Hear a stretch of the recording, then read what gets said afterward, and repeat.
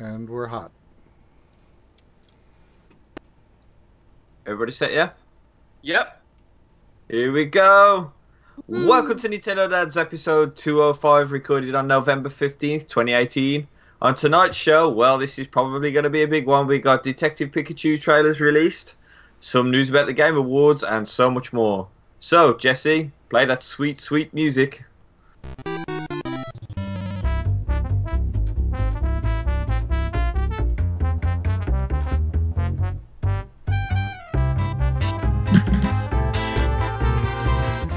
Oh, yeah, that music means it is time once again for the Nintendo Dads podcast. What's up, everybody? I am Marty, and we are here with episode 205, recorded on November 15th, 2018.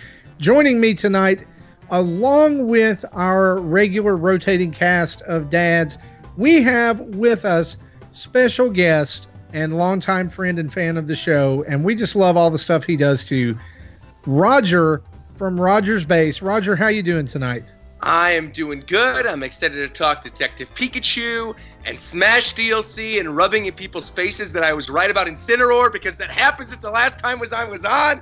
Let's go. And Let's Go is tonight, actually. So perfect timing.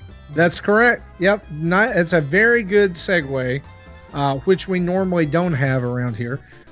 Speaking of things we don't normally have around here, or things we do actually normally have around here, Mr. Jesse Waldak from VGTribune.com. How are you, man? Greetings. I'm good. We have 42 minutes before Let's Go comes out. Yeah. If I wasn't recording, I'd be playing. Yeah. So I'm just going to do this right here, and I didn't prep Jesse for this at all. We need to have an intervention. We do. All right. We do. And you say that surprisingly and usually most people who are caught in an intervention are surprised too. Dude, I don't know if you realize this, but you have a problem. What would that be? And the problem is, you have too many copies of Pokemon Let's Go coming to your house. And just for full disclosure, tell the people what you're getting relating to Pokemon Let's Go within the next 5 to 6 days. Great. Before I answer that, this goes back to, traditionally Pokemon is a mobile game, and in our house everyone has their own systems and everyone gets their own copy of the game. We don't share because if you try that, bad things happen. Right. So there are 4 Switches in this house, so we are getting 4 copies of the game. My God. I got mine pre-purchased digitally. We're getting 3 physicals for the kids. All 4 of us are getting a Pokeball Plus, and I'm getting a charging stand for the Pokeball Plus that we can share that. And I plan on doing videos of unboxings, demonstrations, whatnot. I plan on doing a lot of that over the next week. Awesome. Listen, we're just giving you a hard time, right? Oh yeah. Because I'm super excited. Like, I'm hoping right now that my wonderful, awesome, amazing, beautiful wife, who probably won't ever listen to this, but hey, that's okay, is standing in line at my local GameStop to pick up my copy of Pokemon Let's Go. Since, I would like to be playing too, but look, this is when we record and you people come first. And my wife wouldn't do that. Well, just to clarify. Hang on though. The look on her face when I asked her, when I was like, okay, so I got a big favor to ask of you, and it involves GameStop and 11 p.m. And the look on her face was like, are you really about to ask me this? Are you really about to ask me to do what I think you're doing? Speaking of, are you really about to ask me to do what you think I'm asking you to do? Gary Gray, how are you, man? I'm good. Right now I could be playing Pokemon because it's out here in jolly old England. That's right. And how far into it would you be if you'd been playing? 4 hours. 4 hours and 20 minutes. 4 hours. However, I haven't pre-ordered the game. It's probably one of the games I'm looking forward to the most this year. That coupled with Starlink, and I don't have either of them. Right? And here's the thing. Who needs the intervention now? Here's the thing. Gary doesn't have the game pre-ordered, but I think you have the Pokeball Plus pre-ordered, right? No, I actually didn't order it in the end. I normally pre-order games as soon as I can because Smith's Toy Store has £5 off if you collect in store as long as you pre-order before the date. So on the Friday, if you go and collect, that's a nice, delicious £5 off. On top of their £5 being cheaper than everybody else anyway, so that becomes £10 cheaper, which is almost a quarter of the price. They don't do that on the accessories, so being as I wasn't picking up the game, I found it pointless to pick up the Pokeball. Gotcha. It also kind of became pointless this week when Nintendo confirmed that the only game that it works with is Pokemon Let's Go. Yeah, I can't play Dark Souls. Yeah. If I can't play Dark Souls with that thing, then what's the point? That was the whole point. Like we were saying this week, Gary, you got to do a video. Dark Souls Let's Go. Yeah. Which, by the way, I'd probably play that game. Right. Here. Hold 1 minute. Uh-oh. Oh, please tell me something didn't happen. What happened? Okay, we're back. Okay, we're back.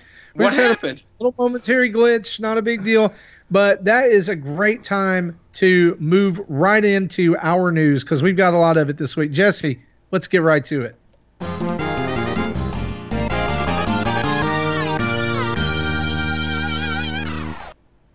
And the news is brought to us by who, Gary? And news is brought to us by our patrons at patreon.com/Nintendo Dads. Yep. And for as little as $1 a month, as Zach would say, you can change the world. Our patrons are the loveliest people in the entire universe. Marty, why don't you tell the lovely folks about our lovely patrons? Oh, man, listen, our patrons are the best. They're the best patrons in the world. They make the Nintendo Dads universe spin around and do all kinds of crazy things. They're helping bring back and revamp and revive and recombobulate, retro rewind, or whatever it's going to be called when you and I finally get around to recording it. And trust me, folks, we're trying. It's just, it's the holidays. It's all kinds of other stuff that's going on. Surely you guys know that. And I hope you understand we're trying as best we can to get that. But I'm saying all this so that I have time to pull up our patron list because I do want to take some time to say thank you to our patrons, and especially at this time, take time to mention our $30 a month patrons. Those are our patron producers, and that's Dan Arnsberger, Timothy Off. They are doing a fantastic job. But listen, guys, besides them, we have tons of people who are supporting us at the $15, the $10, the $5, the $1 level.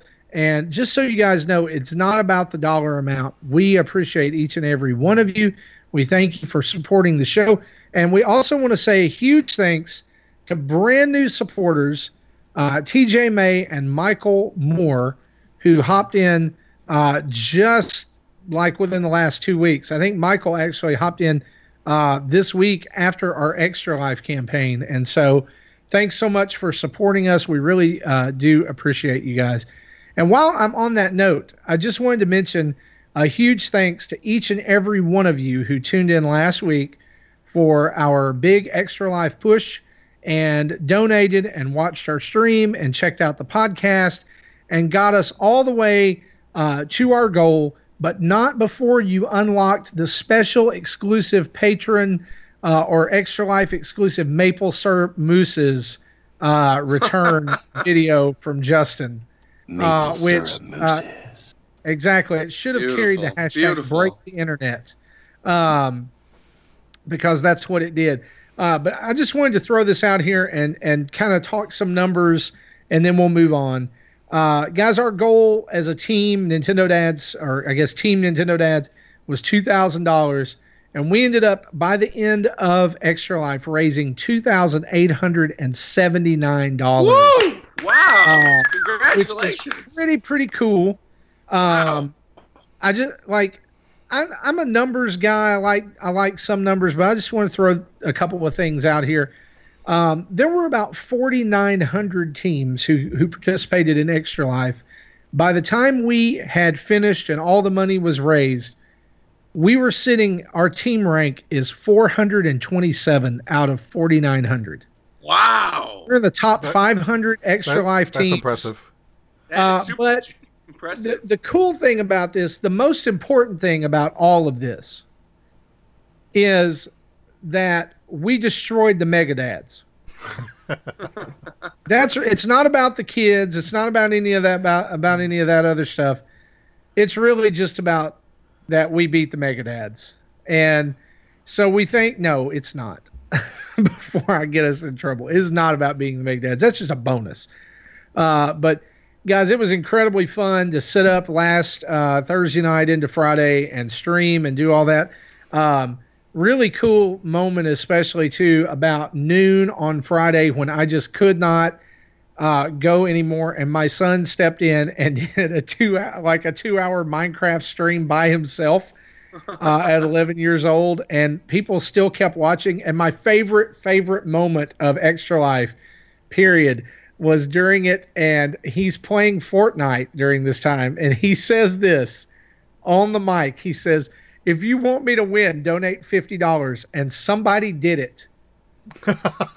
And seriously? They donated $50 with the tagline, "Go get that victory royale." And I was like, dude, you're a natural. But I mean, it was a family affair for all of us. We did, he helped me out on Friday during the day. My wife and daughter came in the stream on Thursday night to play Super Mario Party, and that was incredibly fun. But most importantly, $2,800 total raised for about 4 different Children's Miracle Network hospitals. And I just want to say a special thanks to our team members, Nick Metzger, Tim Regis Jr., and Tim Off, who helped us raise all of this money. You guys are awesome. Tim and several others, they promoted the heck out of it. I know I saw like my streams on different patrons, Facebook feeds and stuff during that day. Like, go give Marty some money, go help push us over our goal.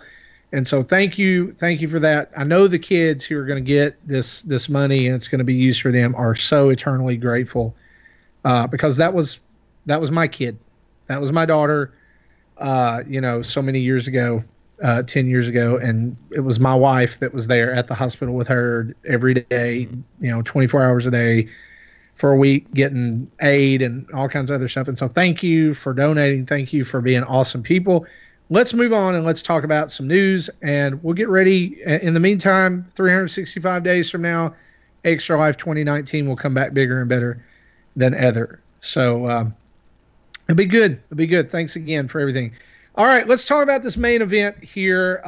Earlier this week, while the internet was still young and unsuspecting, Warner Brothers decided to bless us and drop a full over 2-minute teaser trailer. I don't even guess it's a teaser trailer. It's just a trailer. It's a full trailer, yeah. For the Detective Pikachu movie, which, by the way, may I say, up until, I guess, was that Tuesday that happened?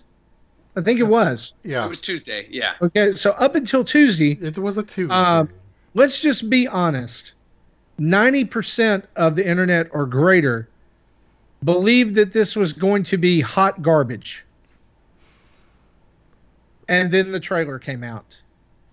And people, whether it's right or wrong, or whether it was one camp or the other, the internet collectively lost its mind over fuzzy Ryan Reynolds Pikachu and weird, creepy, furry Jigglypuff and creepy flesh-covered Mr. Mime. So, all right, how are we going to dole this out? Because so many people wanted me to do a live reaction to this trailer. People were asking for me to do it. I honestly thought it was a joke trailer that morning. When I saw the trailer on Twitter, I was like, oh, it's like a joke thing for the next Deadpool or something. Like, I didn't actually think that was going to be the real trailer. And so I watched it off camera. And I'm really glad that I watched it off camera, because I think that if I had recorded my live reaction, my first guttural reaction was disgust with it. I hated it. I hated the look of the Pokemon. I just was not having it. But over the course of the next 3 or 4 rewatches of the trailer, I started to really kind of fall in love with it, and now I'm completely on board. However, I will never be on board with creepy, fuzzy, drunk lounge singer Jigglypuff. Okay. I will never be on board with that. Okay, The rest so- of the movie, fuzzy Pikachu, Ryan Reynolds Pikachu, I'm cool with it. Balding Mr. Mime, whatever, fine, like totally okay. Psyduck looks great. Greninja looks fantastic. Even weird scaly Charizard's growing on me, but fuzzy Right. Jigglypuff, no. So Never. okay, so let's Not talk my about this because you Hashtag not you my asked the question. How are we going to dole this out? So let's do it this way. All right. Let's do a breakdown of the trailer and then let's talk about what we liked and what we didn't All right. like. All Okay? Because I mean there obviously are some things that you didn't like. So I feel like the trailer was a pretty good overview of what we can expect from this movie, right? It sets up the story. There's a kid, and I did not, y'all forgive me because I did not catch his name. Roger, help me out here. Tim Goodman. Tim.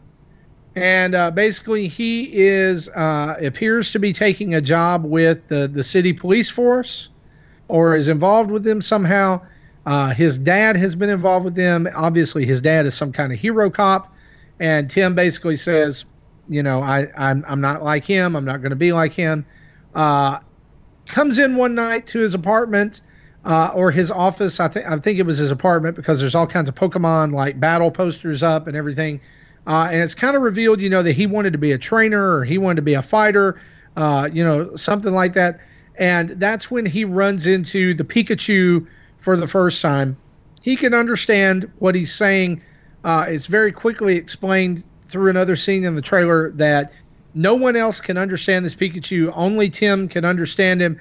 And then there are various shots and scenes throughout the rest of the movie of him going on some wacky adventure while Ryan Reynolds kind of gives this voiceover. If you want to ever find out what happened to your dad, then you're going to need me. So that kind of sets up the movie. And of course, as we've already talked about, a number of Pokemon we see. Actually, I thought it was pretty interesting. We saw a whole number of Pokemon. Oh, yeah. And so let's just kind of run this down. Pikachu, these are the ones that I know of that we saw. Pikachu, Mr. Mime, and Charizard. Bulbasaur was in there. Jigglypuff, who, again, I think that was one of the contentious parts of this. Well, before we move on, the Wigglytuff Dex entries, a lot of them mention its fur. So why the hell wouldn't Jigglypuff also have fur if its evolution does? Okay, yeah. Hey, look, I'm with you. We'll come back to that. Okay. It's just not, you don't see fur in an anime, so that's what got That's people. Very, very true. But counterpoint to that, they are the balloon Pokemon, and the Pokedex entry specifically mentions fine fur, not matted, drunk, angry-looking Jigglypuff fur. Nice little fine fur. It should not have looked like that. I think there's going to be a story reason for it. I think it was just shocking to me, like when I saw Jigglypuff for the first time, that weird, like, blotchy, cut-up patch of hair he has on his neck. It just looks really weird. But again, I think there might be a story reason for it. So. I actually think it's a promotional thing. I think this is Detective Pikachu, the film for furries. I hope not. Oh, we're gonna get in. This is gonna birth some weird fan fiction. I'm just gonna go ahead and tell that. Just throw that out there. The Sonic community is gonna be all over this, just like they definitely. are. But anyway, so Like lots of Pokemon seen during this. There was a Squirtle and another Pokemon, I forget off the top of my head, shown on missing posters, which were seen in like a cage later on. Don't know if they're the same one, but possibly. True. We also saw Greninja. We also saw Psyduck. Greninja looks awesome. Greninja looks really cool. Initially, when I was seeing reactions to the trailer, like after it first dropped, everyone was talking about how creepy Psyduck was, and they weren't even mentioning it. Oh, yeah. I didn't think Psyduck looked all that creepy. I thought it nailed it. Yeah, I didn't think so on. either. I think Psyduck looks perfect. Yeah. But so let's talk about this before because I mean it's easy. I think it's easy for fans and fanboys of things to skew negative a lot of times. So let's do this first. Let's talk about what we like about this trailer and what gives us some hope. So let's kind of just go around the horn here. Roger, you're our guest. We'll start with you. What are some things about this trailer that maybe caught you off guard and made you smile, or you like you, because you said, like 3 or 4 watches in, Oh yeah. now you're on board. So let's talk about that.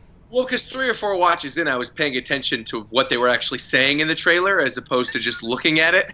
And so once I actually heard what they were saying, and you start to hear the plot and how they're going to change it, and it's clearly not going to be the same as the Detective Pikachu game, I got really excited for it. I think the humor's there. The little scene with Mr. Mime where he tells Pikachu to shove it, I think it's really funny, but also kind of bizarre considering how stingy the Pokemon Company is with content creators and what they can say and what they can't say. It's like, oh, you can't say certain things on your stream, but we'll just have Mr. Mime say shove it in a movie trailer. It's a little weird, but no, I actually think the movie itself is going to be really good. I'm completely on board with it. It was just Jigglypuff, and it will probably forever just be Jigglypuff. Okay. All right. Gary, you've watched this? Yeah, Jigglypuff's the best, man. I don't know what you guys are talking about. Love it. So my initial watch of this trailer, I honestly think it just looked great. I think it looks like it's very, very, very closely following the game. And I think that the furry thing was actually the right move. I think if this film came out and they had the character models that we know as Pokemon's always been, I think it would have looked hideous with like a real life people, and then all of a sudden this like plasticky looking Pikachu turns up. No, I quite like the designs. I think it looks good. And it kind of reminds me of that video that's floating around right now of what if Mario were real. And they take they run it through Photoshop, and they pull like the Mario 64, face of Mario, and they make it like with the real human skin textures and stuff, and he just looks super duper creepy. Yeah.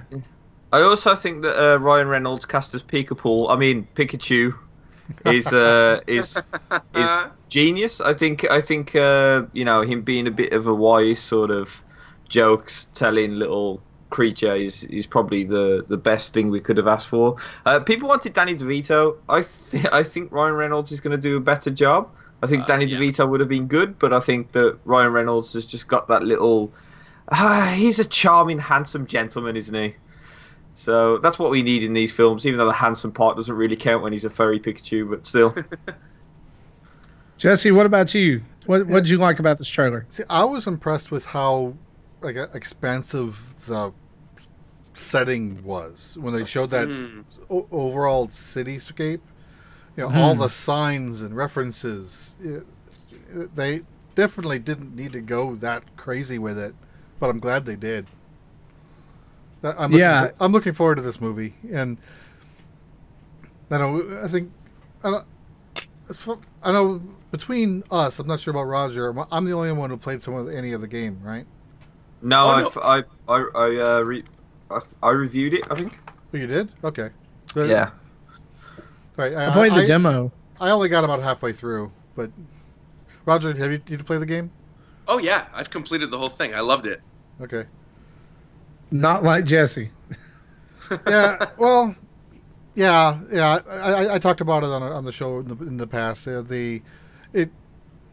It's definitely a kid's game, and it talks to me as if I was a 5-year-old.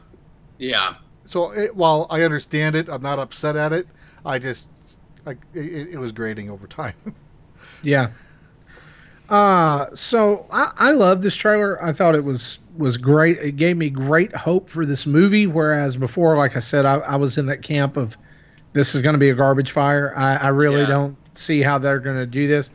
I'm on Team Fluffy Pokemon. I think this was a great move. I think taking them and doing the best that what I really loved about it is that the only I was talking to my wife about this, and I was like, when they made the Transformers movies, the basic similarity is that in the cartoon they're made out of metal, and in the movie they're made out of metal, but in the cartoon they look awesome, and in the movie they look like garbage piles welded together with some wheels on them, and they're made out of the same stuff, and they're kind of recognizable but not really, right? So what I love about these Pokemon is that they are the Pokemon that and if you think about this, the Pokemon Company and Nintendo have built a legacy around these characters who say their names and that's it. And their trademark is that and how they look. And so they have this very recognizable body shape, this very recognizable color, these very recognizable physical quirks. And they managed to nail each and every one of those while also making them look incredibly realistic, right? Like that scene where Pikachu is like in the air and is falling back toward Charizard's mouth, and like he's jumping up and he's baring his teeth, and you're just like, oh, is he going to eat Pikachu? That is awesome. And I think even more so than that, I really was impressed, especially upon rewatching it, of how the Pokemon look when they're interacting with the humans. Because I think that's the thing that's going to be the hardest to pull off. If you're not using physical puppets, it's going to be really weird to be like, okay, how are these Pokemon going to interact? But through watching the trailer, it really does seem like the Pokemon are naturally living in that world. Mm-hmm. And it's funny because a lot of the Pokemon that really impressed me upon rewatching the trailer were those background Pokemon. Like there's a Braviary that looks like this giant eagle in the background of that first opening scene. You see Dodrio at one point. Comfey is like floating through the sky in that opening scene. Yeah, and even the iridescent glow of the Morlulls in that Bulbasaur scene. I just think it looked great. The world feels lived in, and you can tell that Warner Brothers cares about the IP. They didn't just say this is going to be about Pikachu, and we're going to put Pikachu in a human world, and he's going to have to deal with it. It's like they said, we've got to build the world of Pokemon, right? Right. I mean, the whole selling part of the series is human and Pokemon living together, working together, enjoying life together, and they nailed it. And so I think the biggest surprise, but also the biggest delight for me in that trailer was just the tone of it. Mm-hmm. It's not taking it, like you said earlier, it's not taking itself too seriously, but it's also taking the source material seriously, right? So there's this marriage of that's just really refreshing, and it gives me hope for the Mario movie. And we'll talk about that here in just a little bit. Not much news, but just some things that are going on there. But it gives me hope for, I guess, video game movies in general. It's like finally, maybe video games are being taken serious as a medium that can influence movies, and not just the other way around. Movies influence video games or whatever. It's just a licensing thing or a cash grab. But there can be something serious here. I won't speak too soon because Monster Hunter, from what I've seen of that so far. Oh, that looks like garbage. Yeah, I saw that. Like I literally saw that picture 10 seconds after I saw the Pokemon trailer, and I put out a tweet saying, one of these looks like they know what they're doing. One of these is doing it right. The other one is not. I'll leave it to you to decide which one's which. Yeah, but listen to what I'm saying. It gives me hope. It doesn't convince me, but it gives me hope. Like it lets me kind of keep going here. So let's talk about what we didn't like about it, because it's not all sunshine and rainbows, right? Even though we would like it to be. Roger, we're going to wheel back around to you. Sure. And we already know, we've already heard this. Give us the lowdown on Jigglypuff and all the bad. I mean, literally, Jigglypuff's the only thing I dislike about this trailer now. Like, upon rewatching it, it's just that. And like I said, I really think that's going to be some type of story thing. Because Jigglypuff doesn't even, like I said, that weird patch of fur on his face, it stood out to me like, it looked like he was drunk. It looked like he was, like, drunk in a bar. He had a bad night. And that is what I got from my impression of rewatching that scene. But again, if that's tied into the story in some funny way, I'm all for it. I really am. Beyond that, I don't think there really was anything bad in the trailer. I think the cast looks really solid. The dude who plays Tim is the guy who was like the goofy dude in the new Jurassic World. And, I think, having Ken Watanabe in there too was really interesting. I love that guy. So really, beyond that, I'm just excited. I'm somebody who loves Pokemon, obviously, and I'm just excited to see what Warner Brothers is going to do with it and how they're going to differ the movie from the game. I guess the big reason why I complained about Jigglypuff, because there really wasn't anything else to complain about. I mean, and honestly, if that's like the one thing that's bad about it, then it's good, right? Yeah. Then you know it's pretty good. Yeah. Jesse, anything about this trailer that just rubbed you the wrong way? Anything you didn't like? Not really. yeah, over the years, I've always I go into a movie, especially a video game movie, with with Zach's mantra, high hopes, low expectations, and I've kind of done this with video game movies for years, even before we started the show.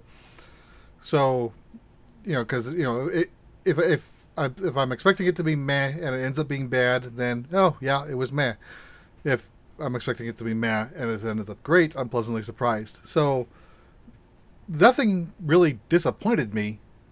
The Jigglypuff. Yeah, he has other than that weird Jigglypuff. I liked everything I saw, and I'm really looking forward to seeing this movie.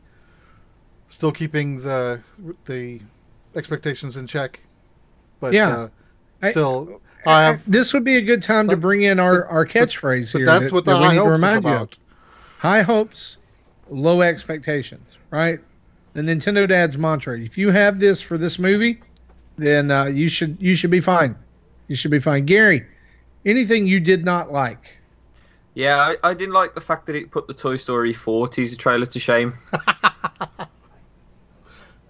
Oh yeah, little Forky. Yeah, because I was not really going to mention that, but man, you were so right. Because the Pokemon thing, they all look good. They all look like they fit in. And then when I saw the Toy Story 4 trailer and that fork thing, it looked like some sort of...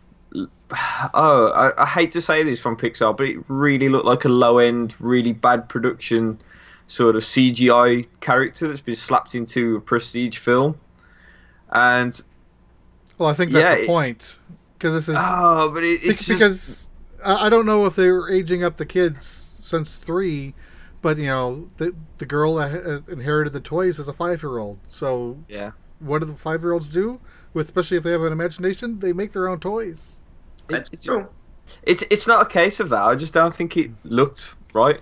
Like, I think... about the Toy Story 4 thing, and not to diverge too far from the topic, have you seen kind of the follow-up teaser? Yes, that looks that's good. out with the duck and the bear?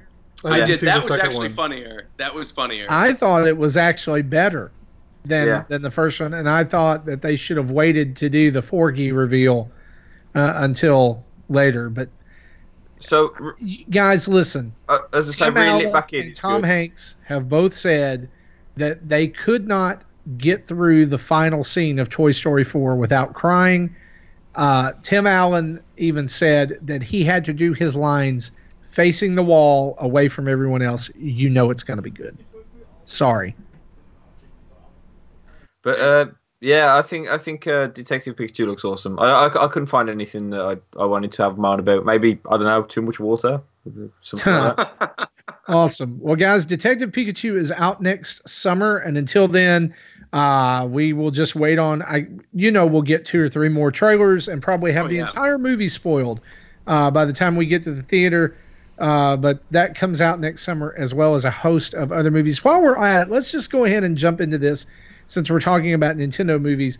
Illumination Entertainment has been tapped to produce a Mario movie.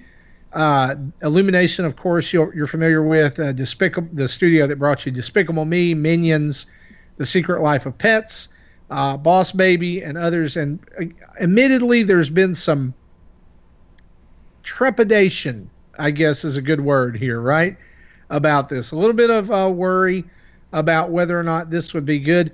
But Illumination, I guess, boss, his name is at a loss right now for me, but basically the boss of Illumination has released a statement this week about how he and the team are closely working with Shigeru Miyamoto on the Mario movie.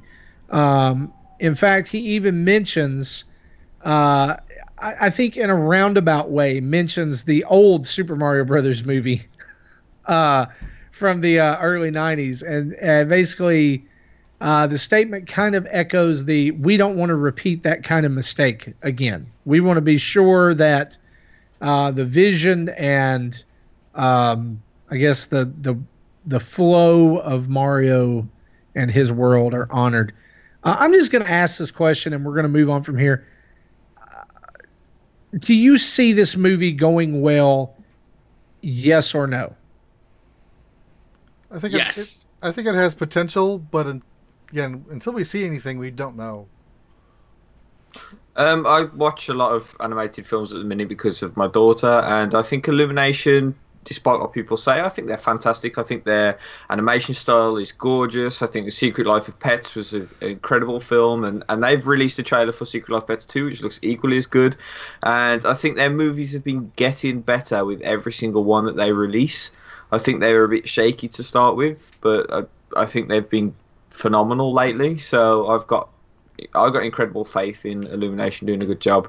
But I mean, it all depends on how Mario's perceived, because to be honest, if they're going to hire an actor in his late 40s, early 50s, who's very much in the same veins as Bob Hoskins, then it could be hideous. But whatever happens, as a Sonic fan, I know it's going to be much better than the Sonic film, so that's it. That's all that needs to be said.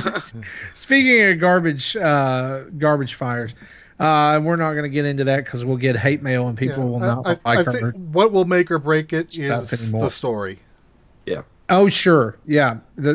And ultimately, it comes down to the fact of Martinet or no Martinet, right? There's I no don't even way. think that matters. I almost don't want Martinet involved. No way. There's no way they're going to do a Mario Brothers movie without Charles Martinet as Mario. I think if anything, we're going to get something like Princess Peach is Ariana Grande and The Rock is Bowser or something. But Mario is going to be Mario. I've heard him speak full sentences. Yeah. And it's hard. It's grinding. It's hard to hear. So I kind of feel the same as Roger because, the big push, again, I'm going back to Transformers, but the big push when Transformers came out was to have someone other than Peter Cullen do Prime's voice. And the fan community would not have it. That's because they're fans. That's because fans are going to see everything in a negative light. Now, if you take kids now and you show them the Transformer films and then you show them the old series, they could be like, what, this really great film was based on that trash in the 80s. So it's all about, the here and now, and I think that I think Charles Martinet is a fantastic person. He's done a fantastic job. I agree with Jesse. I think that they kind of need to find someone to take the role to keep it new and fresh. And after playing WarioWare, I think Charles Martinet was a bit shaky in his voice acting in that. I think that he's very good at doing Mario and the characters as video game voice actors, as video game voices, because that's what he designed those voices for. I don't think he sat there and in front of a mirror and did like these entire scripts of almost like sort of Macbeth and stuff. They were waha yippee. Not as boring sounding as what I was. Would you be okay? Would you be okay if the whole movie that was the extent of Mario's lines? No. If they found a way to do that? No. I think that would be very tough. Yeah, I think that'd be kind of rough too. Yeah. Okay. Yeah. Because all these people who are asking for, and by the way, let's mention this. As of today, which is the day that you're hearing this, November 16th, the producer of Netflix's Castlevania series will have revealed what his next video game related project is. Oh. And a lot of people are claiming that it's Zelda, that they think it's going to be Zelda. Now, here's the deal. A lot of people want it to be Zelda, but wait until Link opens his mouth for the first time. But yeah, I agree. Whether they do a Zelda as a miniseries or a movie, Link has to talk. Otherwise, it's going to be boring. But that's what I'm saying. No, like, I think in this. No, I disagree. I think what's going to happen. I think since it's 2018, in the age of inclusion, what we're going to get is Link is going to be a mute, and the whole thing in the series will be that he's overcoming this and becoming the hero that Hyrule deserves. That I'm telling you right now, I think Link is going to be mute if they end up doing a Legend of Zelda series. I hope not. And they're going to do the stereotypical, he says a word at the end and cut the credits. Like, no, don't do that. No, I don't think I think he won't talk at all. Period. I just think he won't talk. The thing is, with the context of Zelda, but I mean, especially if it's based more on the Breath of the Wild thing, being out in the wilderness on your own, I don't actually think Link would need to talk. I think that these series are normally a few episodes. They're quite short. It would work for that. If it was a 28, if it's like Walking Dead, and it was like 28 episodes long over 2,200 series, then I think that Link would have to talk. But I think if it's a little short, Netflix couple of special episodes, and I don't think he would need to. I will mention that he has said, as of today, 5 hours ago, Adi Shankar tweeted, "Dear video game industry and entertainment industry, tomorrow, 1 p.m. PST, get ready." Tomorrow at 1 p.m. So that's 3 o'clock my time. Yep. I'm not sure. 4 o'clock Rogers time, I believe. All right.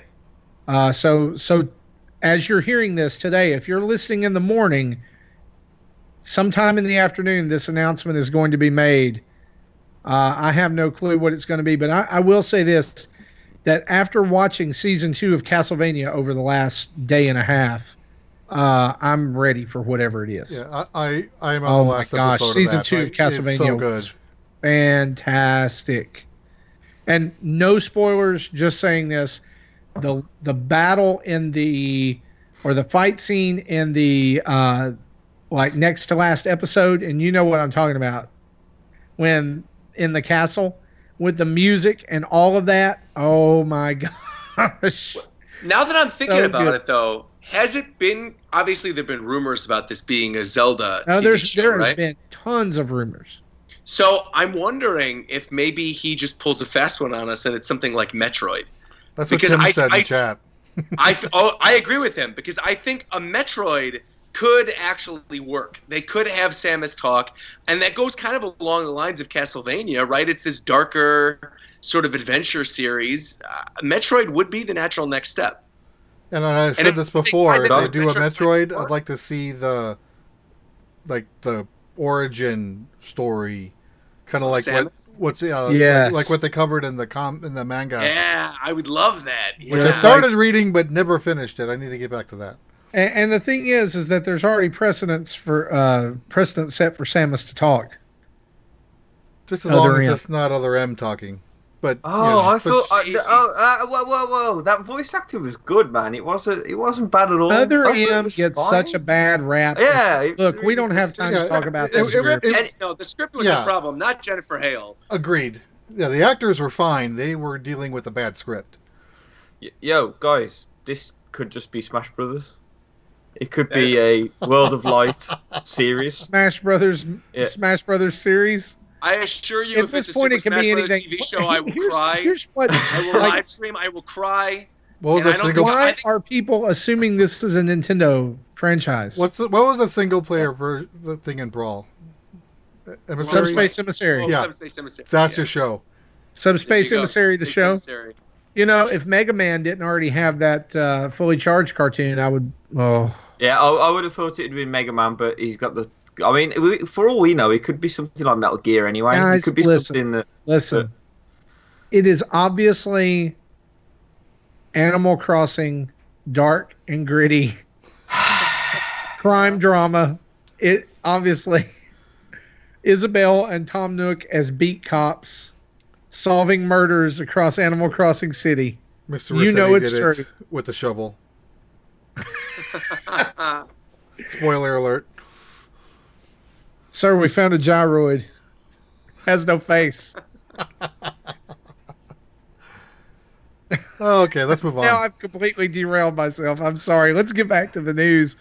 Other big news this week, probably the biggest news item besides Detective Pikachu, is that the Game Awards nominees were revealed, and Nintendo got the shaft Well, I in wouldn't every really category except family gaming and basically best Nintendo game. Well, that's So, yeah, yes and no. You know, Nintendo as a first party really didn't put anything out that would be considered Game of the Year material. Right. Right. But That's there- how I feel too. So Save for one But game. there There's one is- there game in particular is- missing from this. there, if you account for multi-platform games, but a lot of indies, there's actually a lot of Switch presence here, and I've documented them all. Yeah, so let's talk about what I think is the biggest win for the entire Game Awards, or the biggest win for the video game industry out of the Game Awards, and that is that I think for the first time, and maybe I'm wrong here, an indie game is being considered for Game of the Year. Celeste, yeah. And is holding its own against like God of War and Spider-Man. But let's be honest, it's also Red Dead 2 is up there. Let's be honest, we all know that it's going to be Red Dead 2 or God of War, right? I honestly feel like Red Dead's going to sweep this. I really do. Yeah. I feel like you saw God of War, Red Dead Redemption, Spider-Man in almost every category. Yeah, I the reason for that is so that Spider-Man and Red Dead and God of War each win something. But I think at the end of the day, Red Dead will win Game of the Year. Yeah. Do you think that's just because it's fresh, or do you think it's because it deserves it? I haven't played it, to be honest. I haven't played it either, so that's why I was War. wondering. I really loved God of War. Celeste was fun. I loved Monster Hunter World. I love Spider-Man. So all the games that were nominated are great. So I just haven't played Red Dead. I've played God of War. I've played Celeste. I've played Spider-Man. Out of those three, Spider-Man's my game of the year. But I wonder if that's not because of my bias as a Spider-Man fan. Like, I'm a huge Spider-Man fan. I don't necessarily think that's a bias. I mean, I feel like Spider-Man was a really excellent open world experience, and I'm not necessarily somebody who likes to play open world games all that much. And I'm also not the hugest Marvel fan in the world, but I fell in love with Spider-Man. Yeah. Also, real quickly, you mentioned that it was the first time that an indie game had been nominated for Game of the Year. Right? I was just going to say, because the past couple years, Cuphead was nominated last year. For Game of the Year. For Game of the Year, yeah. Okay. And that was also an indie game. And then I will gladly call myself wrong for Cuphead, because it's amazing. And then a couple years actually before that, too, Journey was nominated as well. Oh, yeah. Okay, I forgot about Journey. Yeah.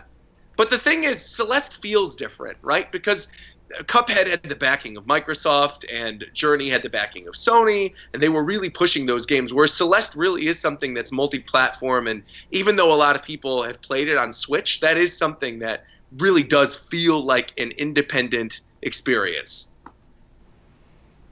Yeah, that's true. And that's I guess that's why I was saying that it feels like an auth, and I hate this, but like to convey what it's the only way I know how to say it. It feels like an authentic indie, right? Yeah. It doesn't feel like it's a mega publisher throwing their weight behind some indie studio so that they can produce a console exclusive, because Celeste was multi-platform. Right, exactly. I mean, I think that most people, a good majority of people played it on Switch. Am I wrong there? No, I agree completely, yeah. I don't think we know the exact numbers, but I would think, based on everything else we've heard over the months, indie games on the Switch is just killing it. So, yeah. So Jesse, you said you've got this kind of pulled up. Why don't you run over some of the more major categories and go ahead and dig into that family gaming category, and especially to sports gaming category, because I know Nintendo had a couple of offerings there as well. Actually, one thing I wanted to mention before I get there is, in the past they had mobile handheld in the same category, and I was vocally against that. And then last year, they split them into their own categories. This year they got rid of the handheld games because there's no competition anymore. Everything's Nintendo, and on Switch everything's a handheld game. So what qualifies and what doesn't? So I can understand them getting rid of that. So I would look through the list and grabbed everything that has a Switch presence, even if it's multi-platform or not. So as you said, Game of the Year, Celeste. Octopath Traveler has a lot of nominations: Best Art Direction, Best Score, Best Role-Playing Game. Fortnite had a few ongoing game, mobile game, multiplayer and esports game. Yeah, Celeste was mentioned a lot. Games for Impact, best indie game. I think there was one more. Nope, I guess not. So in the best independent game category, there are 4 that are on Switch. Celeste, Dead Cells, Into the Breach, The Messenger.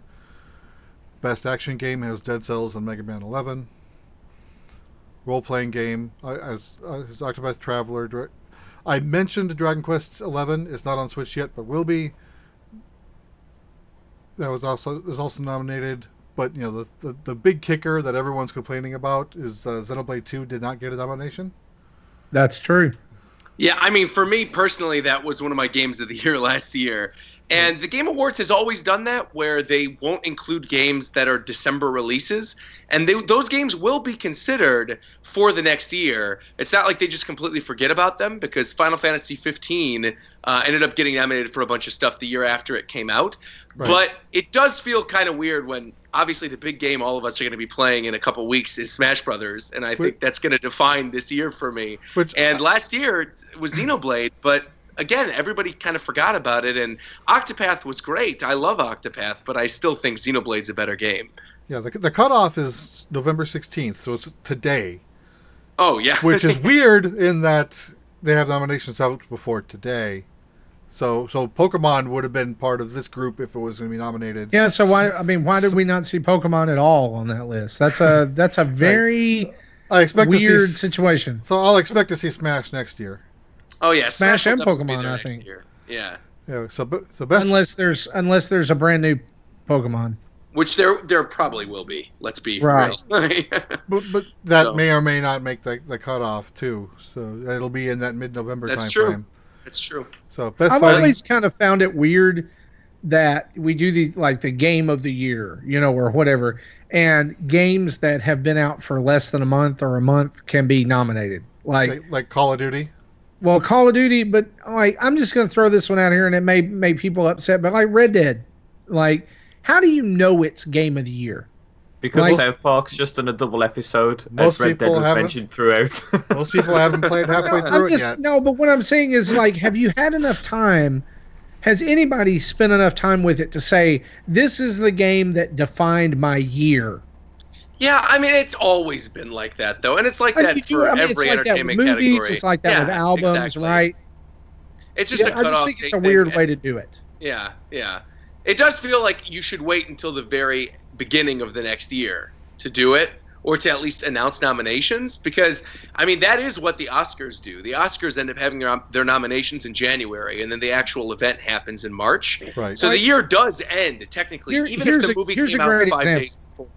I finished Spider-Man like a week after I bought it, right? Mm-hmm.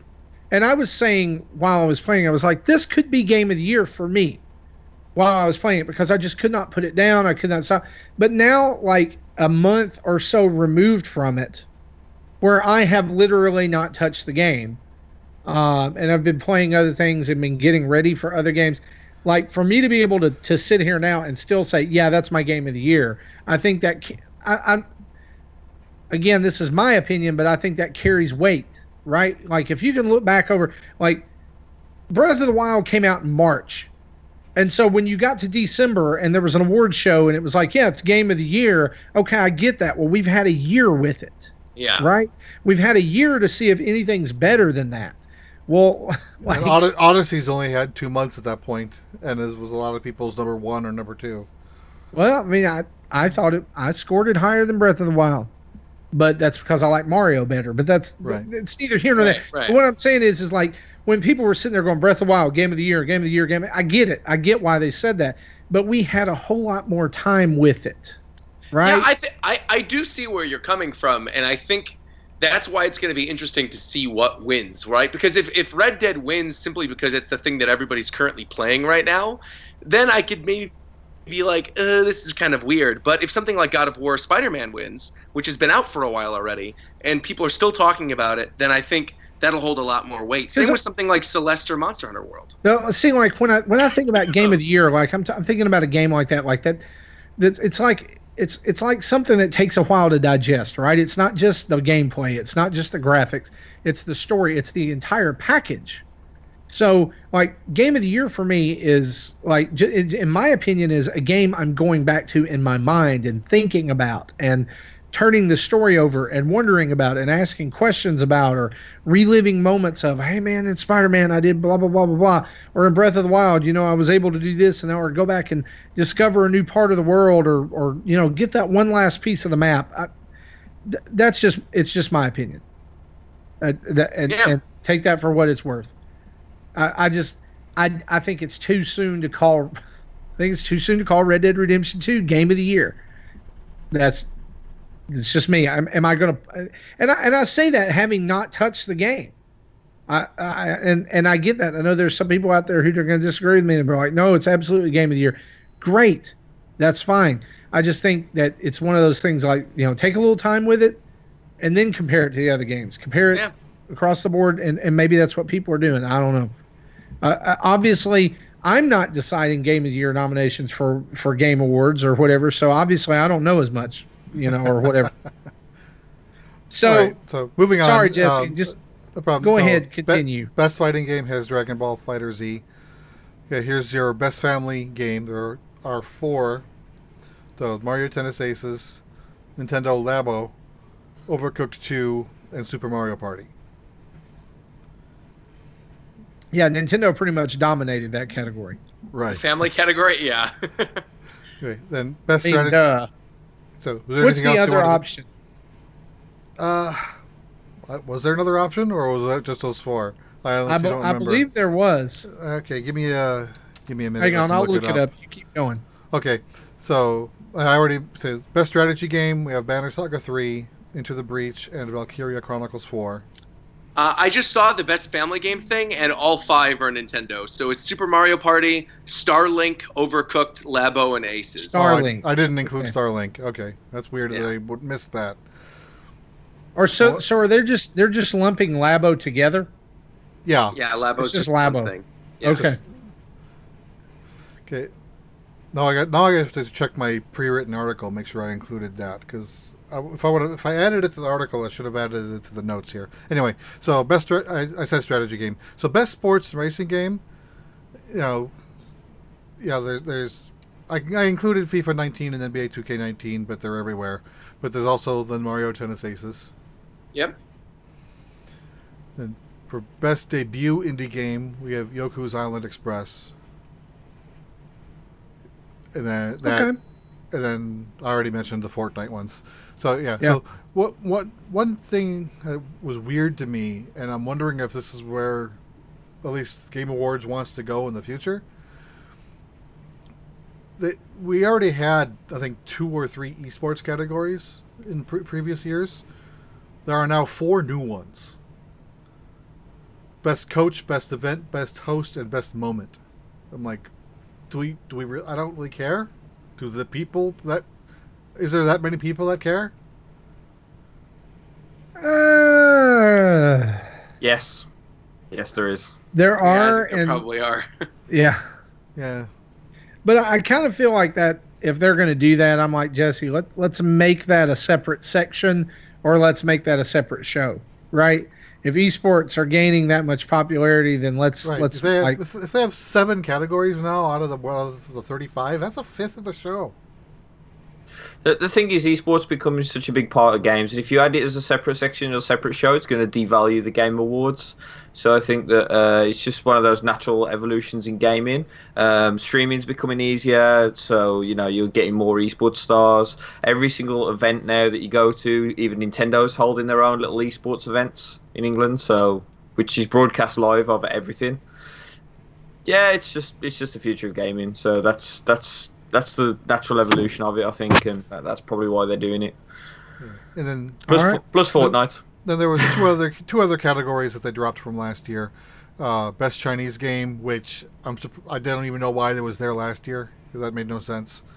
And then most anticipated game, which is kind of telling, especially with what Sony announced today. So yeah, because I don't think we know a lot about what's coming in 2019, so they just didn't want to bother with it. Yeah.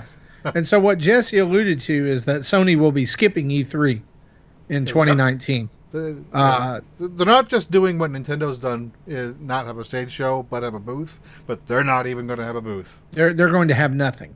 Didn't they skip PlayStation Experience this year as well? Yes, they canceled that as well. So they're doing nothing this year.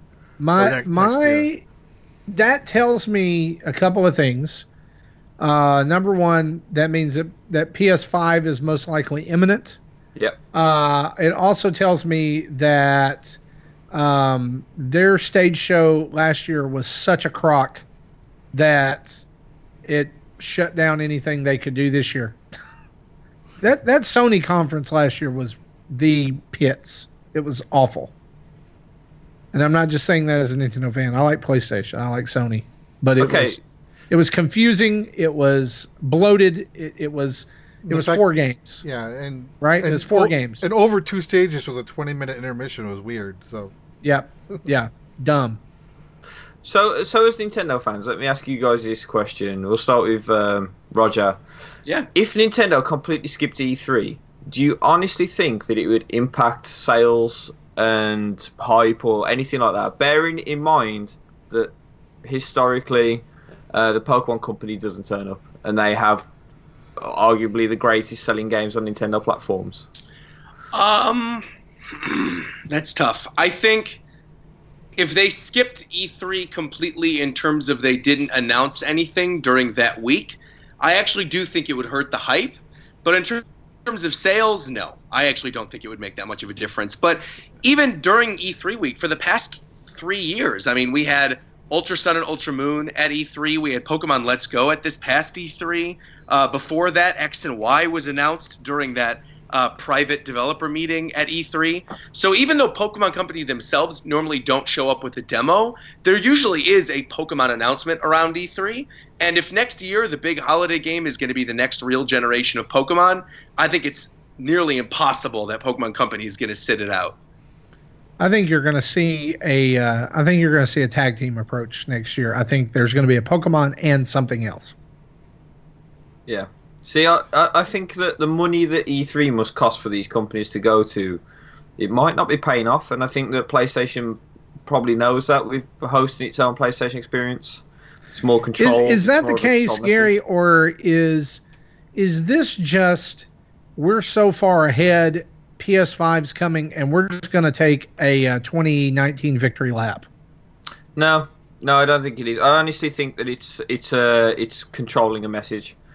I really believe that's what it is. I think that E3, it's so easy to get lost. Like, imagine if Microsoft wasn't there. Would we still be saying that Sony's conference was that bad? That's very true. So, I mean, Microsoft just killed it last year. That's why PlayStation was always going to be seen in a bad light, even without the intermission, without the change of stages, all that sort of stuff. Yeah. Because Microsoft just killed it. So that's what I think it is. I think they know that they can't compete with Microsoft's stage presence because it's so good. They can't control the narrative. That they may as well just do their own thing in their own time. So that's my opinion. To piggyback off your question, why is nobody busting Sony's balls about this? Because they've sure done it for Nintendo over the last 5 years. When Nintendo said, we're going to control the narrative. But as soon as Sony does it, the people are like, oh man, look at what Sony's doing. I think people are when Nintendo first announced it, it was new and we didn't know what it means. We didn't know what was going to happen. We now have 3 years of this has happened and everything's okay. So people are assuming that Sony's just kind of echoing what Nintendo has been doing, and eventually that, they're hoping that they do more Sony Direct type things, which they haven't really ever done before. So that'll be new for them. But if they're not going to use E3 to get any news out, they need to find some other way to do it. But people are saying if Nintendo's okay, Sony should be okay too. Time will tell. Yeah.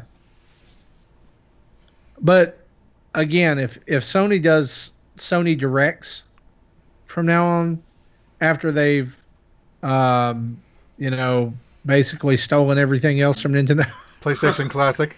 Yeah, I mean, the PlayStation Classic, the basically everything, then it's not going to be a good look. It's not going to be a good look. Let's move on. Let's talk about a few other things here before we move into what we've been playing.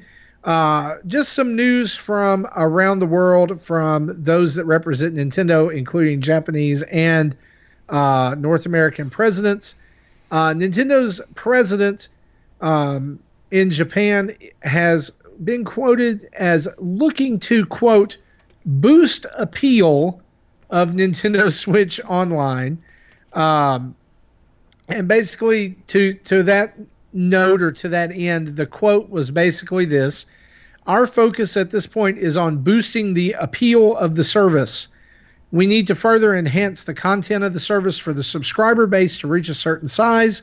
So that is what we're working on, with understanding that the time to do it, that the time it will take to do so, will be measured in years." Wow. Gentlemen, what does this say to you? Roger, what does this say to you?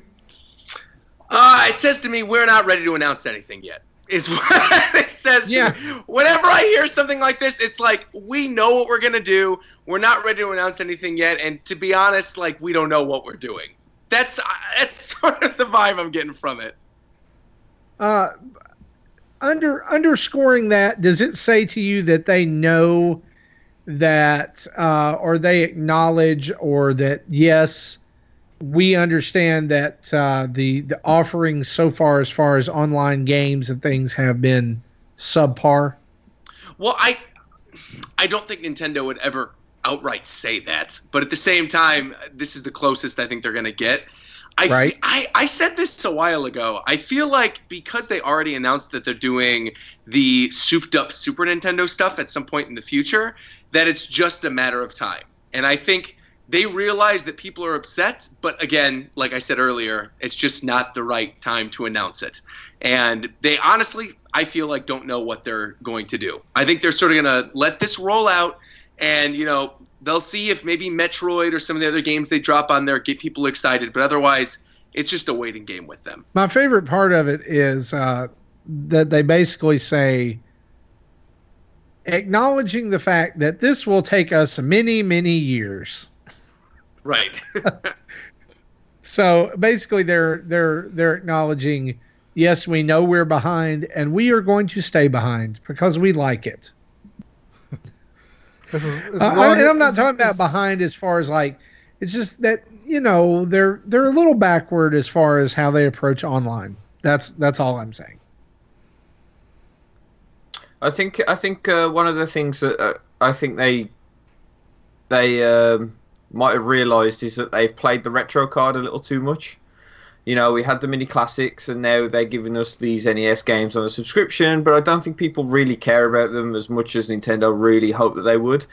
And I think that, you know, the argument is that if you have the same online services on other consoles, yeah, they're a little bit more expensive, but you're getting up-to-date games, or at least games of that generation. Where we're getting, especially games like Solomon's Key and Mighty Bomb Jack, that they're just obscure games anyway. They were weird in the 80s. Yeah. They're not normal games by today's standards. But, you know, I don't know that Nintendo thinks that they've overplayed the retro card simply because of the $12 million lawsuit that they won this week against Love ROMs and Love Retro. That's a little bit different, though, isn't it? That's not the general public. I know that's intellectual property protection and you know, all kinds of, you know, protection there, but that just kind of, like, the fact that those things exist and everything, it just shows them that, you know, oh, people want retro games. People want to go back and play those same games, you know. And I admit that the offering so far has not just set the world on fire, right? But now I think the SP versions are really neat. Like, I think that's a really cool thing.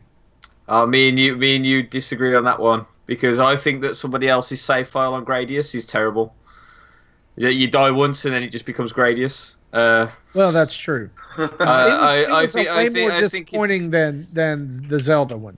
I think the Zelda one was a cool idea, a nice concept. I think Gradius is the most appalling, shocking reason for any special edition to ever go out. Is like, here, play someone's save file where they've collected a bunch of power-ups, but if you die, then I'm sorry, you're back to square one on the old file. Then it's lazy. It really is quite lazy, and I think that as a reward for paying for the online service, that if it was just these special editions, I really wouldn't be happy at all.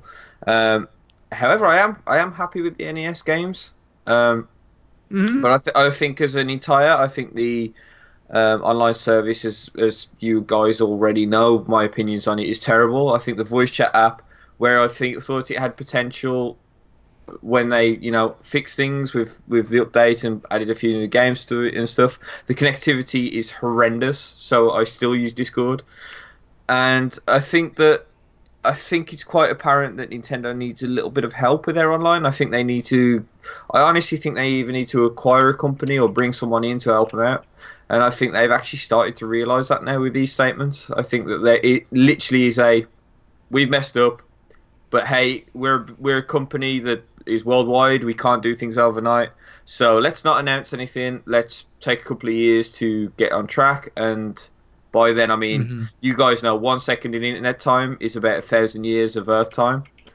So they need to get a move on. Well, here's the thing that it kind of occurred to me, or got brought back up to me last week during our extra live stream. I played Dr. Mario against Jody, who is Justin's wife, right? And that was her condition. Play Dr. Mario with me, and we'll donate to your extra live stream. By the way, you should go watch that because she is an absolute beast at Dr. Mario. Like, it's the best I've ever seen. At least 5 moves ahead of me constantly, which is just like it still stings, the loss. And that was on, like, when we first started trying to play, we had to figure out how to get the game on low latency mode, right? Because the online connection was so bad. And it's an NES I was game. Like, I was just like, I've been playing games online. The next day I was playing Fortnite and all kinds of the same connection, same parameters. It was fine. But try to play a decades old game online with somebody across the world, and all of a sudden your Switch is going to break down and blow up. Something's wrong there. So I feel like if like, the thing is, we're looking to boost appeal of the Nintendo Switch online service, make it work. Right. Make it work. Make it easy to connect. Make it where me and Gary can play a game without having to use our phones. Right? And that's not going to happen. Who knows? Let's move on here. Nintendo's Japanese president also said in and around the same interview, I don't think this is the quote, I don't think it's realistic to expect every major title on Switch. No.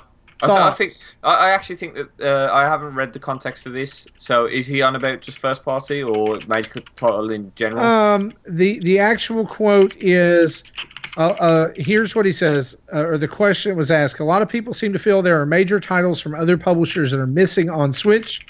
Are you currently doing anything to address that? Also, do you think the situation will change in the next fiscal year? And his response was, we believe that giving consumers a wide selection of software is an extremely important part of operating our platforms. That is why we welcome the introduction of a variety of titles from many different software publishers. Even so, I do not think it is realistic to expect that every major title would become available on Nintendo Switch. We are speaking with publishers about them actively putting titles on Switch that would be an especially good fit for its unique features as a home console system you carry around, including handheld mode and the ability to bring systems together for local multiplayer. Given the strong publisher support Nintendo Switch has, I would expect the number of titles on it will increase a lot more. That is what really keeps the Nintendo Switch business on the right track. So He doesn't say anything about performance. He doesn't say anything about power. He kind of just sidesteps it. Wouldn't you agree? To be fair, I think that this is all just PR, really. I mean, I don't think everyone expects every major title on Switch. I expect pretty much no other major titles on Switch. And when the next generations of consoles come around, I think that the next Doom that's on those will not come. That's it, really. I don't think there's anything Doom much to Eternal say. has already been confirmed for Switch. Yeah, but you mean the next gen? I know. The What you next mean. generation. Yeah, I'm kind of in the same boat. I feel like I don't expect anything, and so when I get stuff, I'm like, oh, awesome.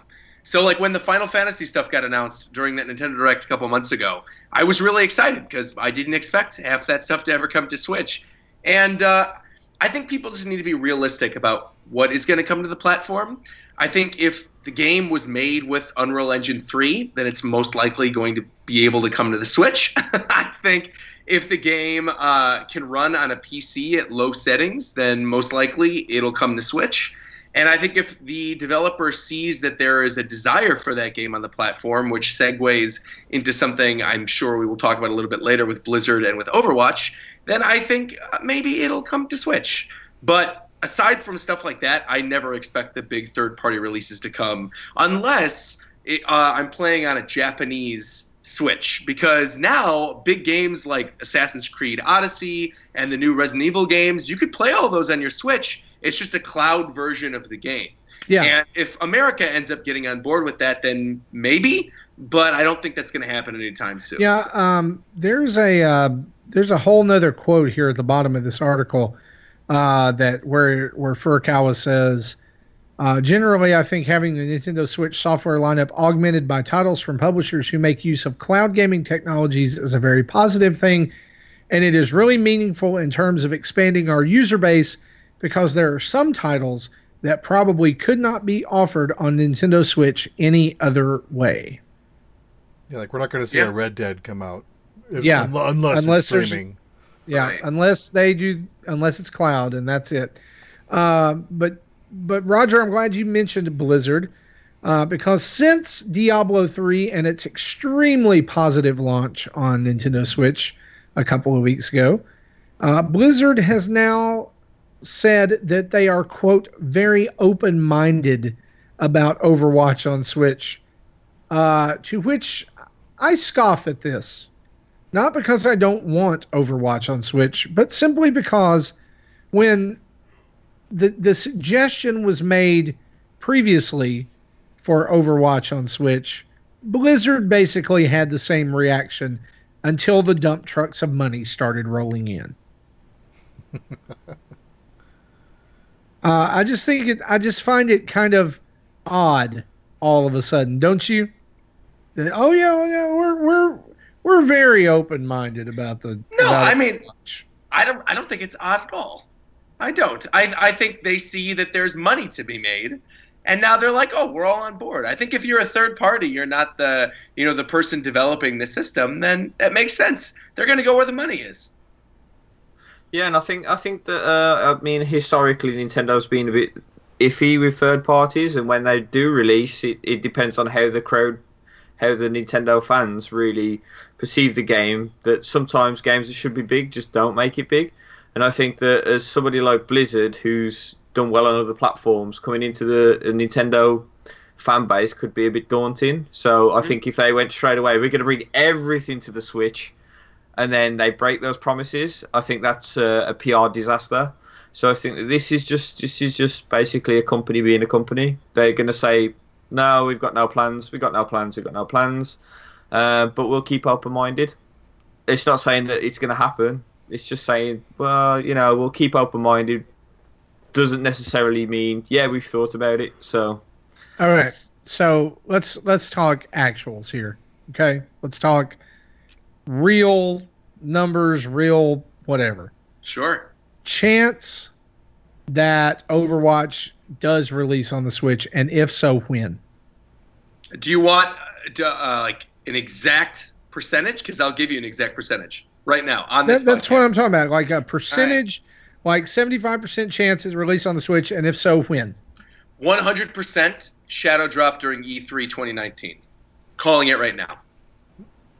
I was Okay. almost going to say the same thing. I wasn't sure, but Because that's exactly what I think is going to happen. I wasn't going to say 100, but I was going to say if it does drop, it'll drop during near E3.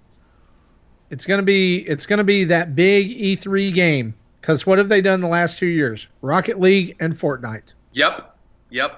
And so let me do one better.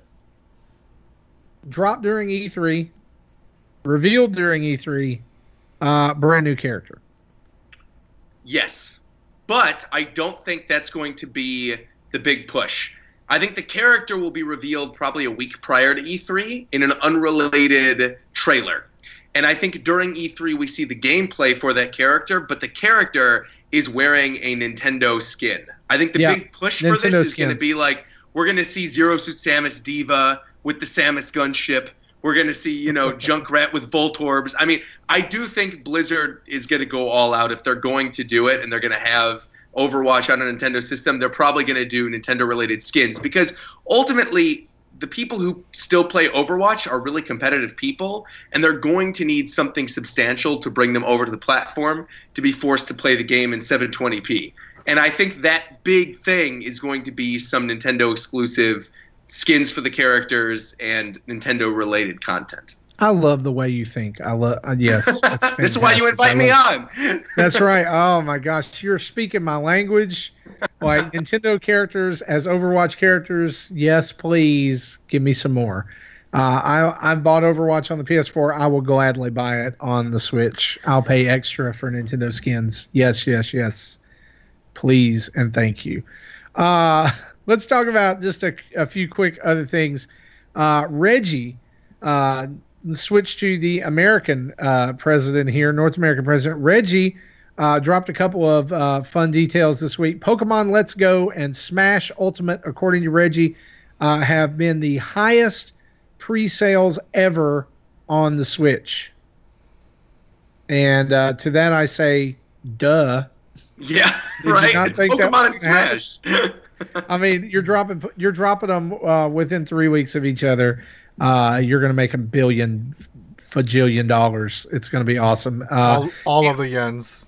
Yeah, all of the money. It prints money. The other thing that he said though during this same interview is that, and listen, I'm just going to disclaimer here for Jacob Rush and all the guys over at Nintendo Nostalgia. N64 Classic isn't in the quote planning horizon for Nintendo at this time. Mr. Roger, translate what that means for us. Sure. As a Nintendo brand ambassador, what does that mean? Okay, not speaking as a Nintendo brand ambassador, speaking as somebody stepping away from this, the way I read that is at this time means as of this hour, and that he doesn't know any conclusive plans as of this exact hour. What is a planning horizon? 2019. I think holiday next year we're going to get N64 Classic. So you think we're going to go a whole year without a classic system? Yes. Okay. Because, well, we've pretty much done that this year. People will be too busy playing Ultimate. And on top of that, they do need to slow down, right? If they don't take a year in between, they're going to run out of systems. Yeah. So.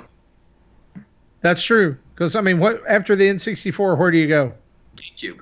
Come on, Hey Marty. guys, it's the new Wii Classic. Just in time for us to shut down video streaming services on the Wii and Exactly. at the end of January. We're now offering the Wii Classic with 10 Wii games.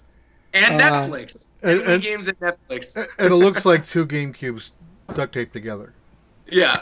Going back to that Right. meme. Right. I still honestly think, though, that before we get N64 Classic, we're going to get Game Boy. I still stand by that. I think we're getting Game Boy first. I'm still back and forth on whether they'll actually go like Game Boy Color first or just go with Game Boy Advance and include previous iterations along with it, since it's all backward compatible. I would hope that it would be something like Game Boy Family. Like Yeah. I would be fine with if it looked like a Game Boy Advance SP, because that was the best iteration of that software, but it played the games, like it played select Game Boy games, Game Boy Color, and Game Boy Advance games. I would be okay with that. I thought I had a Game Boy with me, but apparently I don't. I don't I mean, like I know a lot of people want it in that original Game Boy, shell or Game Boy skin, but if you're going to do a Game Boy family, then you're going to have the ability to play the advanced games, or Nintendo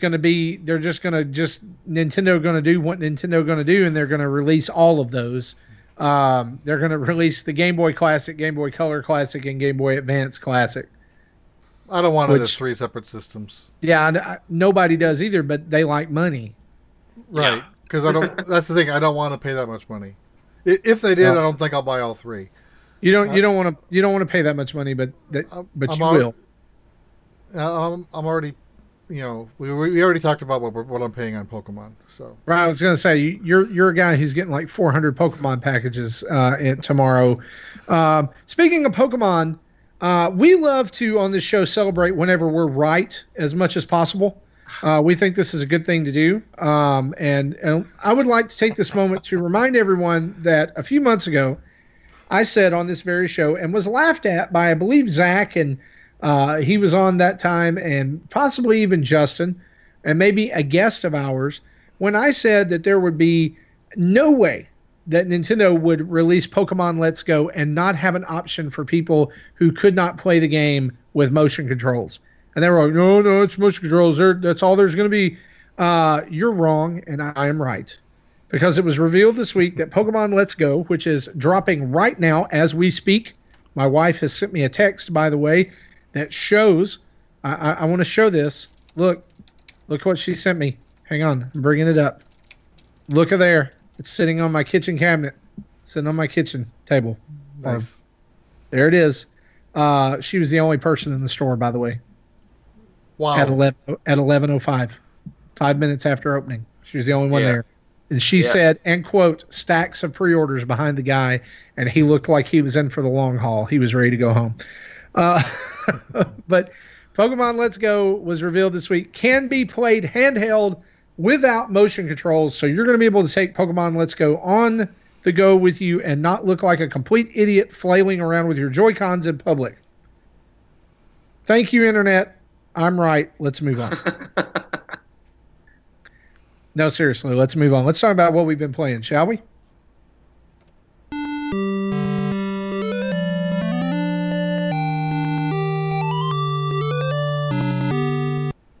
As you know, this is the part of the show where we talk about the games that we have been playing, and it is a long-standing Nintendo Dad's tradition that guests get to go first. So, Roger, what have you been playing? Marty, thank you for that, because I can only stay for another 15 minutes. So I'm actually really happy that I get to go first. And I actually have a game that I'm really excited to talk about with you guys. I don't know how I missed this last year, but I think there were just so many games that came out last year that I really loved. Things like Odyssey, Breath of the Wild, Cuphead, Persona, Xenoblade. I was just too busy, and I never got around to this game. But a couple days ago, I finally got around to playing Mario and Rabbids Kingdom Battle. Nice. Can I just say, that game is way better than it has any right being. The soundtrack to the game, the strategy in the game, the humor is phenomenal. I am loving it way more than I ever thought that I would like that game. Grant Kirkhope and the team over at Ubisoft did an amazing job on Mario Kingdom's Rabbids Battle. I just love it. I really love everything about it. I love like all the goofy little things that you could discover on the overworld where the rabbits are hanging off of bridges and you could talk to them. I love the skill trees where you're unlocking different abilities. Just being able to jump on top of the other characters on the map and then land on other enemies. I love the combinations. You get the Piranha Plant mini boss in there, the giant rabbit DK. I just beat the Blizzard Rabbit and the Sand Rabbit. So that's where I am. That was a hard fight, too, by the way. I'm like halfway through the Sherbert area, and I just got Mario Rabbit. And I'm loving this. I cannot wait. The thing is, it sucks that I started playing it now, because now I'm going to play through Let's Go, and then I'm going to have to probably play another week of Mario Rabbids before Smash Ultimate comes out. Then Smash Ultimate comes out, and I'll never be able to play any other game ever again. So... Oh, speaking of that, my son says he wants to play against you sometime in Smash. You have my friend code, so I'm happy to do it. I'll play them. All right, I'll have to see if I can find it again. 'Cause I don't know. Well- I don't know if I can dig out old friend codes once we're friends. Do they I still think, show yeah. up? The friend code should still register. If not, I'll pull it up right now and I'll give it to you. All right. You know, sounds you good. know what, Roger? Since you've got a limited amount of time, Yes. I'm going to delve into something or dive into something that I talked about at the beginning of the show in introducing you, and also get your response to a question that we've been asked this week. And so that way, if you do need to skip out, then there's nothing keeping you around, right? We had talked about the fact that you recently dropped a video over at your YouTube channel, Roger's Base, explaining your top 5 picks for Smash DLC. And we know that's a hot topic right now. Lots of people giving their opinions. Just real quick, would you be kind enough? Who are your picks? So let me rephrase this. Do you want my personal picks for DLC, or do you want the picks that I think are going to get in? Because I did 2 lists. Fine, Both? just do them both. Just do them. Okay. We got time. We got time. So what happened was Sakurai announced last week that Nintendo has finalized the DLC for Super Smash Bros. Ultimate, and that Nintendo is choosing the characters this time around. It's not going to be up to the fighter ballot. Right. And so with that knowledge in mind, the 5 characters that I think are going to get in, I think will mostly be, well, I think 2 of them are going to be third parties, and I think 3 are going to be first party. But I think almost all of them will be tied to upcoming game releases on the Switch. Okay. And it's because I really feel like Nintendo is going to want to promote their upcoming games. Right. And I don't necessarily think that these characters are characters that haven't been made yet, except for one of them. And even that, I think, is in the early planning stages. So let me just get into my picks. First off, I think since we are getting Luigi's Mansion next year, and since Piranha Plant has already been confirmed as a character, which, by the way, one of the greatest reveals of all time. I am so sad that I had to miss that episode because I loved Piranha Plant, absolutely loved Piranha Plant. But I digress. Since Piranha Plant was in the game already, I don't know if you guys remember this, but Piranha Plant, or PD Piranha, had a doubles partner in Mario Kart Double Dash. Do you remember who the doubles partner was? It was King Boo. Correct. And next year, we just so happen to be getting a Luigi's Mansion game on the Nintendo Switch. And so I think they're going to want to highlight that upcoming Luigi's Mansion game with some type of Luigi's Mansion-esque Mario representative.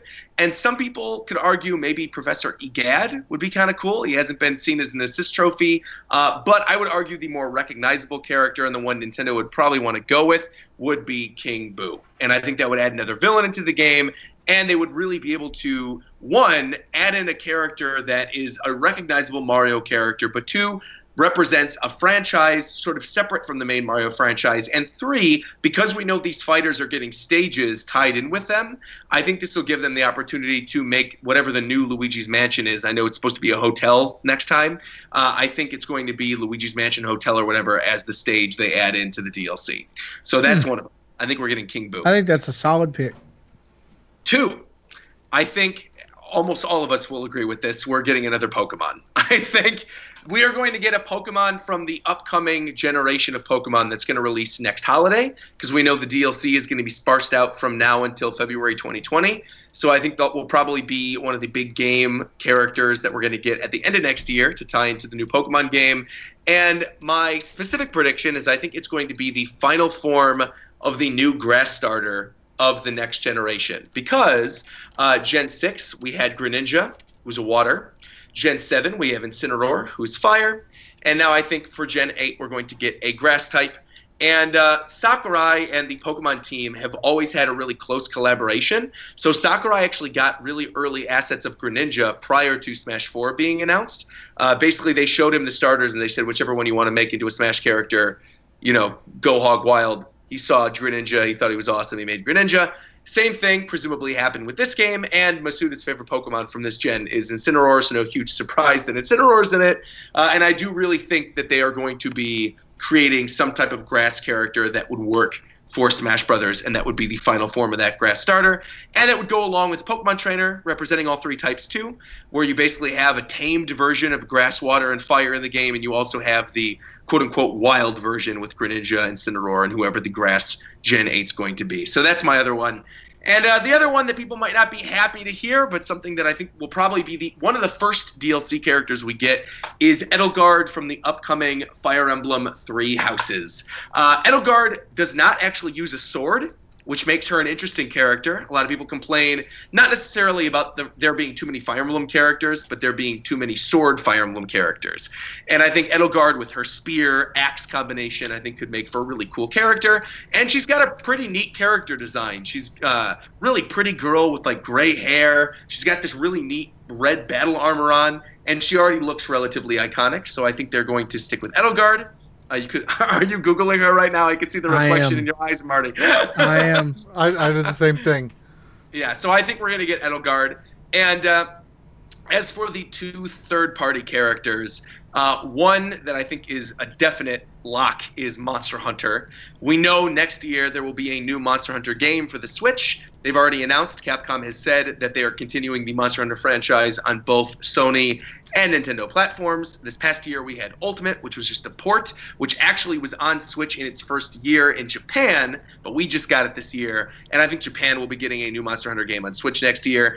We already have Monster Hunter stuff in Smash Ultimate with Rathalos and with the music, so I think it's just fitting that we're going to end up getting a Monster Hunter character. And the fifth pick, I think, is going to be one of the following. I think it's either going to be another Square Enix representative, maybe Slime from Dragon Quest to represent the upcoming Dragon Quest XI on Nintendo Switch. We already know now we can have generic enemies, and who is more iconic, I think, in Dragon Quest than Slime. So I think Slime is a pretty good choice. But if we don't get Slime or some other Square Enix character, my guess is we are going to get a character from Nintendo's recent mobile game, Dragalia Lost. Dragalia Lost is making Nintendo $28 million a month. It has been a massive success, and I think they're going to want to push this new mobile IP because it does represent a new side of Nintendo. It's the mobile game side of Nintendo. And also the Dragalia characters have already been getting a lot of love. Where they can go with the Prince, they can go with Alisan, they can go with Zethia, and I think they'll want to include one of the Dragalia characters along with music from the game and maybe a stage as well. So those are my picks for characters that I think we are going to get. But you said you wanted to hear my list 4 or 5 characters that I would want. I do. So here we go. 1, Banjo-Kazooie. Please, please, please, please. Tie it in with N64 Classic. You know we're not going to get an N64 Classic without Banjo-Kazooie. Make that their excuse, Nintendo. Be like, you know what? We want to put Banjo-Kazooie in N64 Classic. We want to promote N64 Classic. Let's throw Banjo in there. We already know Phil Spencer's down with it, so I really want Banjo. That would be one of mine. Another one that I would actually genuinely really want is a Dragalia character. I have been enjoying the heck out of Dragalia Lost, and I think Dragalia would be great. 3, another character I'd really want. I fell in love with Octopath Traveler this year, and I think it would be amazing to have Primrose, who is the dancer character from that game, in as a playable character in Smash Brothers. And again, that could promote Octopath, but really, I just want Octopath Traveler music in Smash Brothers. Would she remain 16-bit? Oh, yeah, absolutely. I want her to be 16-bit if she's in the game. I don't want them to transfer her into, like, 3D. I'd want her to be, that semi-3D 16-bit sprite. I think that would be really interesting. It'd make for a really out-there fighter. So Primrose would be another one. Another one that I really want, even though he already deconfirmed Rex, so we're probably not getting Rex and Pyra, but I'm a huge Xenoblade fan. Yeah, I saw your reaction to that. I had to upload that separately as a live reaction because I was really devastated. But I actually think Adam and Mithra aren't out of the realm of possibility, who are the main characters of Torna, which is a new DLC for Xenoblade 2. And Mithra is Pyra. So, you know what? It's fine. Even if Rex isn't going to get in, that's fine. People just care about Pyra and Mithra. So if they could put Pyra and Mithra in there somewhere, I'd be really happy about it. And finally, since these are just dream picks, these are things that would never necessarily happen, I want my boy Lickitung in Smash Brothers. Throw Lickitung from Pokemon in Smash Brothers. Give him a moveset that is based on the Sushi Go Round minigame from the classic Pokemon Stadium. Go all out. Make him a troll character. I love Lickitung. He's my favorite Pokemon, and I can't wait to play with him in Pokemon Let's Go. I can't wait to transfer my Lickitung. So, again, these are just dream choices. If it was up to me, dream choice, I'd want my boy Lickitung in there. I appreciate you sharing those lists. I also find your lack of Waluigi disturbing. I will go on record saying I will never want Waluigi in the game, ever. And I will also say that he will never be in the game because of how Waluigi fans treated Sakurai earlier this year. Hey, Roger. Yes. Can I marry you? Yo, get a green card, buddy. I got you. So I've got a question for you. I've got a question for you guys. What are the characters actually like in Dragalia Lost? Because it's still not out over here. Are they developed? Are they, are they full of character? There is a story. Oh yeah, there is a story. I think I would rather them, instead of putting in the prince, I would want them to put in Zethia, who is the prince's sister, who also plays sort of the role of the antagonist of the game. She's sort of like this double-sided character, and I think that would actually be really cool. And her character design's neat, too. And honestly, just more girls in Smash is always cool. I think Primrose would be great. Even out the bit, throw in Zethia. Or Elisanne is the other girl who's in the game. She's this water paladin type character, and she's incredibly popular in Japan already, to the point where they've already done an alternate costume of Elisanne in the game for the Halloween event. So I think she's another possibility.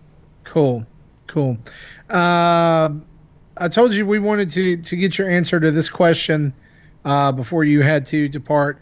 Shellshock Prime asked us this over on Twitter, going back to our coverage of the Game Awards earlier in the show. He writes this: if Nintendo reveals a trailer at the Game Awards that's not Metroid Prime 4, what else do you think they will reveal? Okay, well, to Shell Shock, I'm sorry, because it's going to be Metroid Prime 4. It's going to be. And there's too many signs leading up to it. It's going to be Metroid Prime 4. But if it's not, if I just have to play along for a little bit, I doubt they would show Bayonetta 3 again. I really feel like they showed the teaser for that, and I honestly don't think it's ready yet. I think that's something they would show off at E3. So I don't think it'll be Bayonetta. But one thing that I could see them revealing there is a full trailer for Fire Emblem Three Houses. Because that game is probably going to come out in early spring. And I feel like we haven't seen anything since E3. And if the game is sooner rather than later in terms of its release date, I think a full blowout of Fire Emblem would be something that, one, people would be very excited for. And two, if they did like a story trailer, I don't know, that's the right place to drop it. But I think it's going to be Metroid, just to clarify. But if it's not, I think Fire Emblem's got a pretty good shot. All right.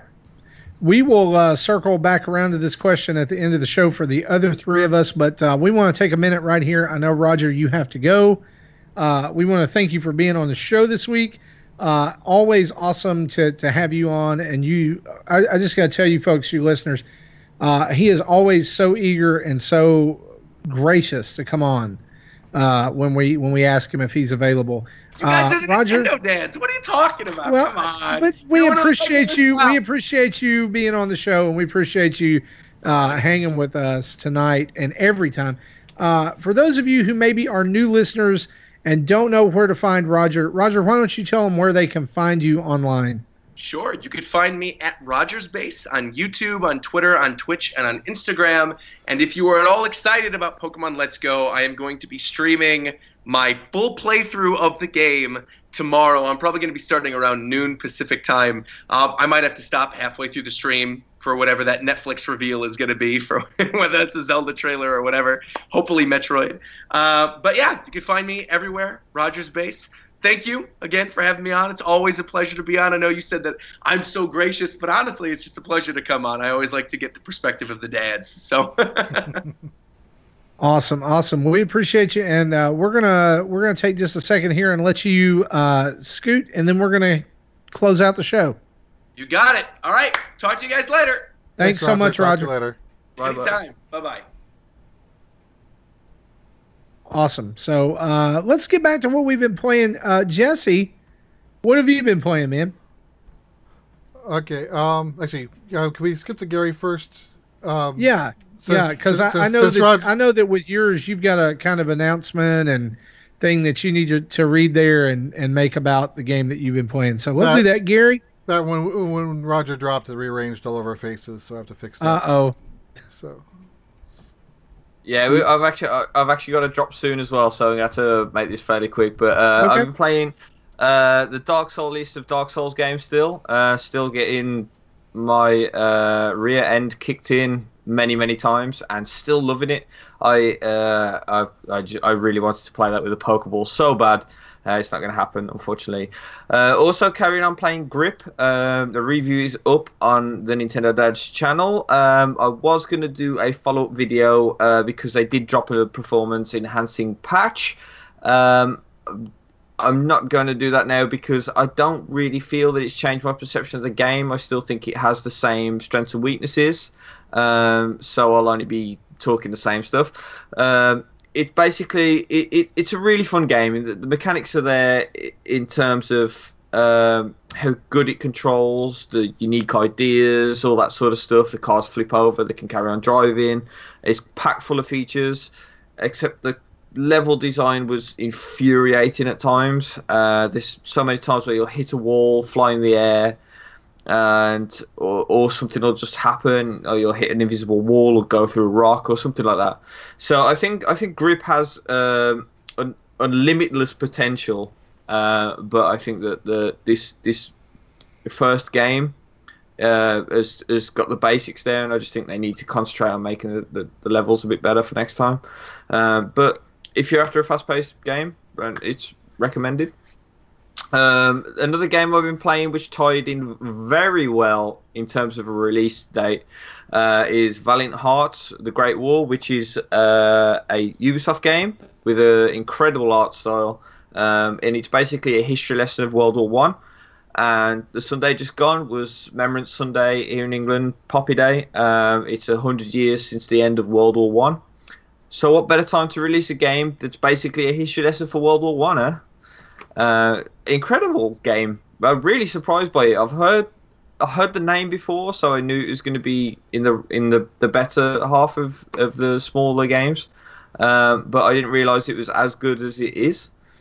Just really enjoying it. It's great. Awesome. Jesse, let's rotate around to you here again. What have you been playing? All right, so we're playing a little bit of the Nintendo Entertainment System Switch Online update for November that released yesterday. So they announced the 3 games that we knew about, and then as Gary mentioned it earlier in the show that they added the SP version of Gradius, which starts you off super powered up and then starts you off at level 5, I think. I didn't know that at the time. I found that out later. But again, once you die, then you're back to regular power up, but you can still use the Konami code to re-power up. I don't know if there's a limit to that or not. But what I've been trying to do most of is, we've talked about our patrons and how great they are. So they actually create their own tournaments based off of games in this package. So they had like a golf tournament a while ago. What they started doing earlier this week was in Super Mario Brothers, you play the first 4 levels, so from 1-1 to 1-4. It's a speed run and times and high score run at the same time, but you have to find a balance because you don't win if you're the fastest. You don't win if you have the highest score. They take the ratio of your score to the time over your time, and that's your score. And I put in what I thought was a decent time, and no, I'm in last place. I had like 60,000 points in about 3 minutes, and literally that's last place out of the 5 or 6 people who submitted the time. But it's fun, so it's a new way to get interest in these older games. So if you're a patron and haven't checked that out yet, and even just check out that room in our Discord chat. And if you're not a patron and it sounds interesting, you know what needs to be done. That's right. You need to go over and become a patron. So, where can they do that, by the way? At patreon.com/NintendoDads. So that's right. So I found out afterwards, watching I think it was a Game Explained video, that they also put out an SP version of the golf game. But since no one who made that channel or made that video, nor I, could read Japanese, I have no idea what's new about it. But that's a thing. But if you want to play Metroid, which was one of the games released, I highly recommend playing the Japanese version, because no passwords, because it was a Nintendo Disk System, a Famicom Disk System game. So you'll get the Legend of Zelda like save slots, and you can play Metroid with save states. Never That's knew that. very interesting. The game does load slower. I don't know if they purposely are emulating this load time of the Famicom Disk System, because it's noticeably slower, and I think that's kind of unnecessary if they did that on purpose. But other than that, the game plays the same, because there's no text in the game. Once you start playing, it plays the same. In fact, the music's even better because of the extra channels that the Famicom Disk System allows. It's these little quirks and these little things that make it worth having that, that extra account or whatever. It's super easy to set up, and it's just, it's experiencing a part of gaming history that we didn't get to experience, here in the States. We got the game, but there are differences. Right, kind of similar to back when the 3DS was new. They put out the 3D Classics, and they put out one for Kid Icarus. And it had the password system too, because that was a Famicom Disk System game. So, so it was nice playing that without having to deal with those ugly passwords as well. Right, so that's just a really cool little touch. Yeah, so I'm glad that they emulate the music. Like if you play Zelda, the Famicom version of Zelda, Famicom version of Metroid, the music is noticeably better than what the NES could put up. But Gotcha. Well, guys, this week I haven't actually had much time to play games. I have begun last week burned you out. What's that? Last week burned me out. Well, no, it's just, yeah, I guess maybe, but I've just been busy with work and everything this week. I have begun Moonlighter. I understand at Justin's recommendation, and so I'm really enjoying it so far. As you heard him talk about, it's kind of a combination of roguelikes and Zelda with that kind of that top-down dungeon feel. But you play the role of a shopkeeper who is venturing into dungeons at night to combat monsters and open treasure chests to find items to sell in his shop, which is called Moonlighter. And in doing that, you're also revitalizing the town that you're in, and opening up new dungeons, and which are procedurally generated. It's just a really cool game. It's a neat aesthetic. Sound and graphics are top notch. The only gripe I have about it is it can be a little unforgiving at times, as far as the difficulty. And it leaves a few things that are to me were necessary details. It leaves them unexplained. So I found myself making a few mistakes in the beginning that I probably wouldn't have made if I had, had a little more experience or just a little bit of a better tutorial. But otherwise, it's been pretty good. I'm looking forward to digging into it some more, even though I don't know when I will, since I have Pokemon Let's Go Pikachu Edition waiting on me when I get home. But that's what I've been playing this week. Let's move right into answering this one question we've got this week for our community spotlight.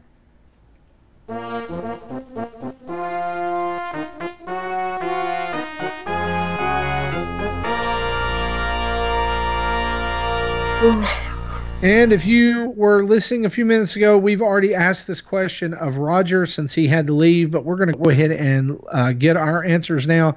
If Nintendo reveals a trailer at the Game Awards that's not Metroid Prime 4, what else do you think they'll reveal? Thanks to Shellshock Prime for sending over that question. Gary, let's start with you. What do you think it's going to be if it's not Metroid Prime 4? My pick would have actually been Three Houses. I think that That game was meant to launch this year, so it's got to be very, very near completion now. I think that what's been shown so far hasn't really been that cinematic, so I think that it will be a very cinematic trailer. Failing that, if they wanted to reveal a new game, I actually think it would be something like Mario Maker, which is, could just very well be a port. It could very well be a sequel. But obviously, it's like the Splatoon thing when Splatoon 2 first got announced. There's a bit of a blurred line. So yeah, I think my money's down on Three Houses. I don't think we're going to get anything majorly groundbreaking, exciting. Basically, because I don't think Nintendo needs that. I think they're in control of their messaging quite well at the minute, and I think that they've been holding next year's announcements for a direct, and I think that direct will probably be January, February-ish. Okay. So yeah, I think it has to kind of be Three Houses. Gotcha. What do you think, Jesse? Yeah, most of the games I don't think would really fit the audience of Game Awards. So, I don't think it'd be. I don't think we'll see Yoshi. I don't think we'll see Pokemon. Not saying trying to avoid saying the same answer for a third time. But I think my answer might be a little bit of a look of Animal Crossing. That might have more of a mainstream appeal. That might be good with that audience. But again, I think, yeah. But the Fire Emblem probably will be more cinematic. Definitely Metroid would be. So I'll say Animal Crossing. Yeah, and that was actually going to be my answer as well.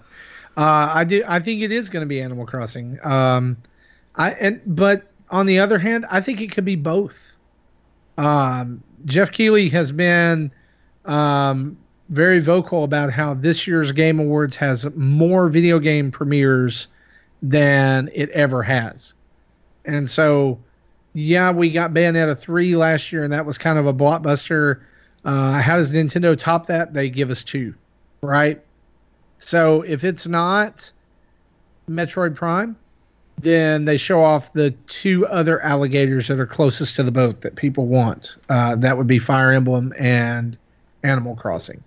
And even if it was just to show like a brief glimpse of whatever setting that the game is going to be in, like, is it going to be in the city? Is it going to be here? Is it going to be there?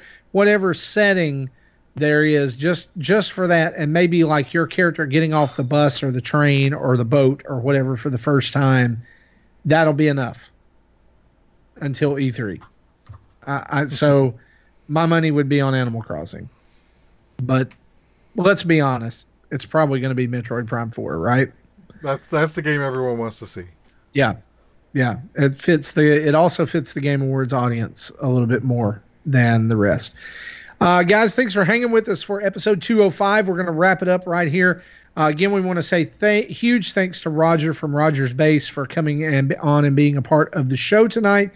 But we want to thank you for listening each and every week to Nintendo Dads. I want to thank Jesse and Gary for being here with me tonight as well.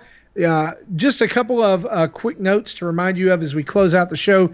Keep an ear and an eye to our social media as we decide here in the next couple of days whether we're going to have an episode next week. Again, next week is Thanksgiving here in North America, and that usually falls on Thursday, always falls on Thursday, and a few of us will be out of pocket for that.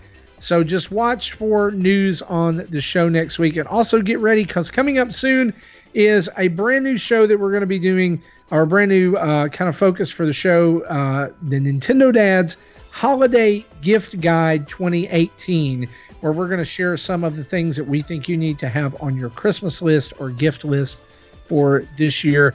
That'll be up in the next couple of shows. Again, we want to say huge thanks to our Patreon producers, Dave Ernsberger and Timothy Off, for making the show awesome, but also to all our patrons for making Nintendo Dads work. You can head over to patreon.com/Nintendo Dads to support us.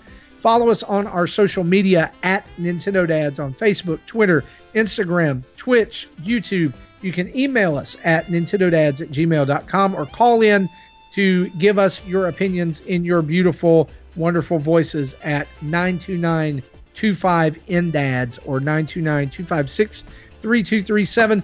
You want to buy some sweet Nintendo Dads merch? That would make a great Christmas present.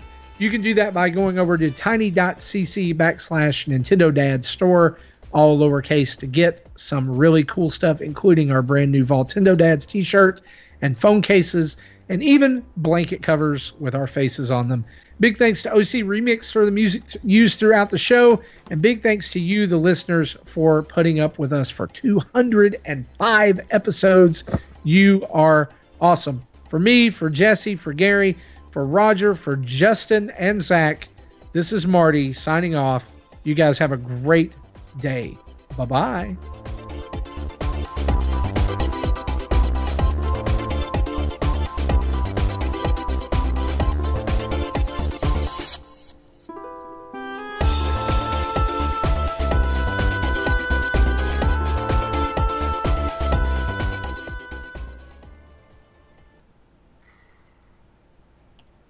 Thank you for listening to Nintendo Dads. Maple syrup mooses.